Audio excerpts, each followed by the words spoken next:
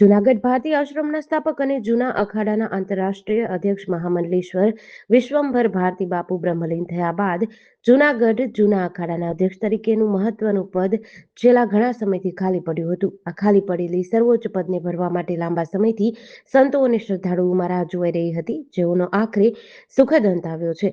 નાસિક ખાતે જૂના અખાડાના વરિષ્ઠ સાધુ સંતો અને પદાધિકારીઓની એક અગત્યની બેઠક મળી હતી, જેમાં સર્વાનુમતે જૂનાગઢ જૂના અખાડાના નવા અધ્યક્ષ તરીકે 1008 મહામંડલેશ્વર હરિહરાનંદ ભારતી બાપુની વિધિવત નિયુક્તિ કરાઈ છે.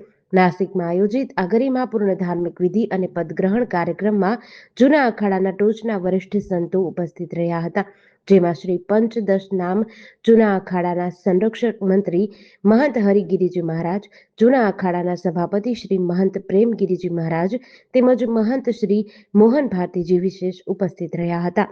શ્રી પંચદશ નામ જૂના અખાડાના સભાપતિ સહિતના તમામ ઉચ્ચ પદાધિકારીઓ અને અગ્રણી સાધુ સંતોની ઉપસ્થિતિમાં શાસ્ત્રોક્ત વિધિ સાથે હરિહરાનંદ ભારતી બાપુને ચાદર ઓઢાડીને અખાડાની પરંપરા મુજબ આ જવાબદારી સોંપવામાં આવી છે. આ ભવ્ય નિયુક્તિને પગલે જૂનાગઢના ભારતીય આશ્રમ અને સમગ્ર અખાડા પરિવારમાં ભારે હર્ષની લાગણી વ્યાપી ગઈ છે.